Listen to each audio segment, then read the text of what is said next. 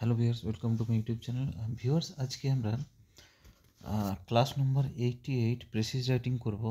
88 নম্বর class.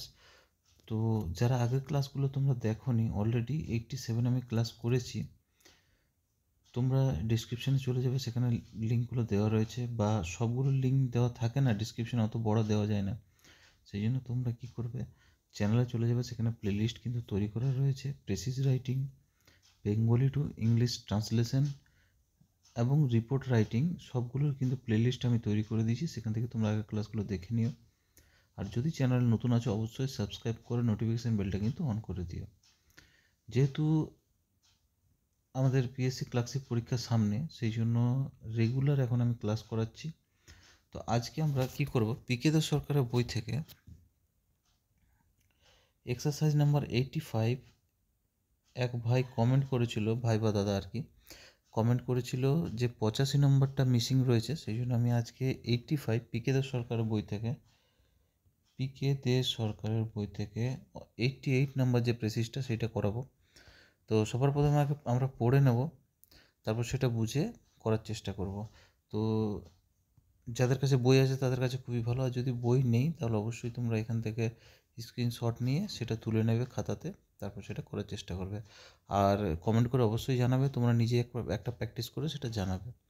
আমি আরেকটা জিনিস দেখলাম, অনেকে প্রেসিস লিখছো কিন্তু কমেন্টে দেখলাম ভুলভাল অনেকের আসছে, সেই জন্য আমি আরেকটা ভিডিও দিয়ে দেবো যে প্রেসিস কীভাবে লিখতে হয়, পুরো সঠিক পদ্ধতি সেটা।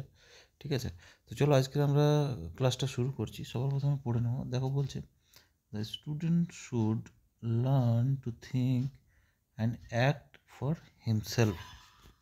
অর্থাৎ শিক্ষার্থীর বা ছাত্র বলতে পারো উচিত নিজের জন্য চিন্তা করা, না, learn to think and act for himself, চিন্তা করা এবং নিজের জন্য কাজ করা, এসব শিখতে হবে। পরের লাইন দেখো, no man has ever been great by imitation. অর্থাৎ অনুকরণ করে বা কপি করে বলতে পারো, অনুকরণ করে কেউ কখনোই কিন্তু মহান হতে পারেনি। পরের লাইনটা দেখো,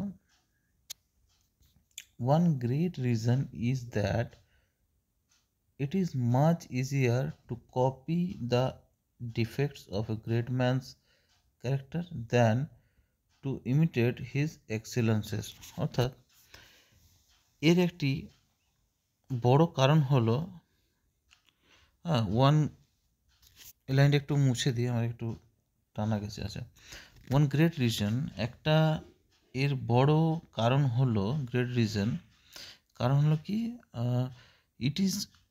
is that it is much easier to copy the defects of a great man's character than to imitate his excellences. অর্থাৎ এর একটি বড় কারণ হলো, একজন মহান পুরুষ বা মহাপুরুষের যে গুণাবলীর চেয়ে তার যে ত্রুটিগুলো অনুকরণ করা কিন্তু অনেক সহজ।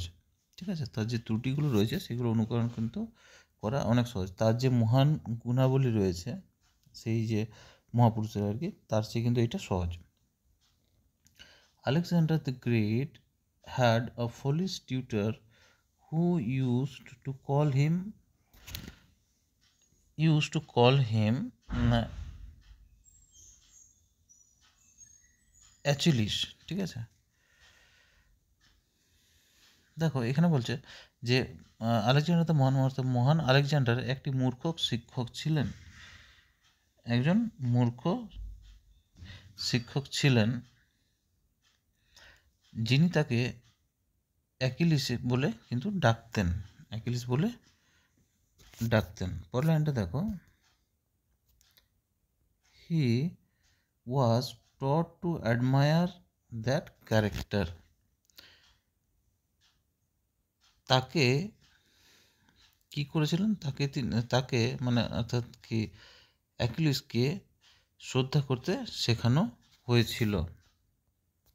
But when he came to imitate Achilles, he imitated one of the most cruel and hateful actions of that hero's life. কিন্তু যখন আলেকজান্ডার অ্যাকিলিসকে অনুকরণ করতে শুরু করেন, তখন তিনি সেই বীরের মানে বীর মানে বুঝতে পারছেন সে মহান ব্যক্তি আর কি। বীরের জীবনের চেয়ে সবচেয়ে নিষ্ঠুর এবং ঘৃণ্য কাজগুলোর একটিকে তিনি অনুকরণ করেন। পরের লাইনটা দেখো, পরের লাইন বলছে he dragged the governor of a town through the streets after his chariot. অর্থাৎ তিনি একটি শহরের গভর্নরকে তার রথের পিছনে রাস্তায় টেনে নিয়ে যায়।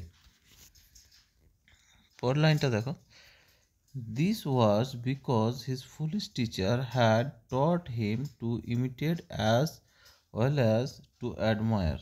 অর্থাৎ কারণ তার মূর্খ শিক্ষক তাকে শ্রদ্ধার পাশাপাশি অনুকরণ ও ধারণ করা সহজ কাজ আর কি।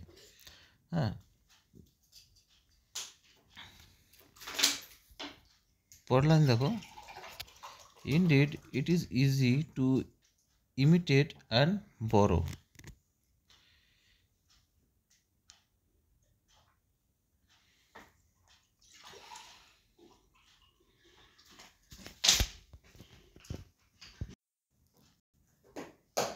অনুকরণ করা ও ধারণ করা কিন্তু সহজ কাজ। পরের লাইনটা দেখো, but set it down that no imitator ever reached anything like eminence. কিন্তু মনে রাখতে হবে, but set it down that, মনে রাখতে হবে that no imitator ever reached anything like eminence. কিন্তু মনে রাখতে হবে কেউ অনুকরণ করে কখনো খ্যাতি অর্জন করতে পারে না। পরের লাইনে আসবো, we can not copy goodness or greatness by any effort, we must acquire it by our own patience and diligence.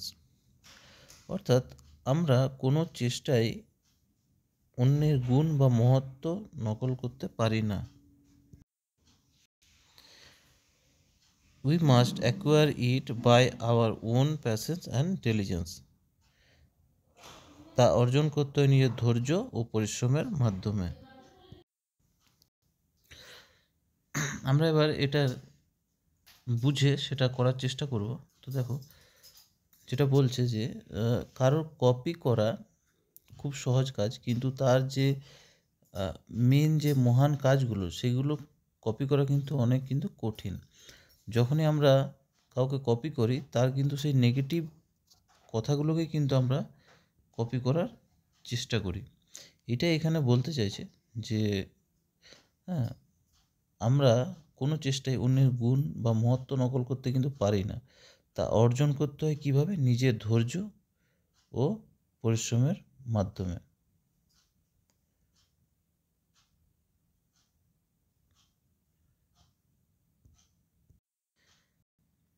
এবার দেখো, একটা আমি যেটা টাইটেলটা লিখেছি, দ্য ফুটিলিটি অফ ইমিটেশন। তোমরা কমেন্ট করে অবশ্যই জানাবে তোমরা এর টাইটেল কী দিচ্ছ বা এই যে প্রেসিসটা লিখছো সেটা জানাবে। দেখো, সবার প্রথম বলছে imitation can not lead to true greatness. অর্থাৎ অনুকরণে প্রকৃত মহত্ব লাভ করা যায় না। For it is easier to copy another's fault than their virtues.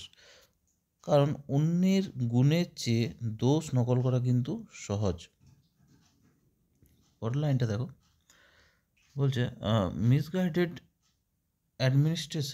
Admiration lead Alexander to imitate Achilles cruelty. অর্থাৎ ভ্রান্ত প্রশংসার কারণে আলেকজান্ডার অ্যাকিলিসের নিষ্ঠুরতায় অনুকরণ করেছিল। ভ্রান্ত প্রশংসার কারণে আলেকজান্ডার অ্যাকিলিসের নিষ্ঠুরতায় অনুকরণ করেছিল। পরের লাইনটা দেখো, পরের লাইনটা বলছে real excellence must be developed through one's own effort and perseverance not borrowed from others. অর্থাৎ সত্যিকারের উৎকর্ষ অন্যের কাছ থেকে ধার নিতে নয়, নিজের প্রচেষ্টা ও অধ্যবসায়ের মাধ্যমে অর্জিত হয়। আশা করি প্যাসেজটা বোঝা গেছে, একটু টাফ ছিল।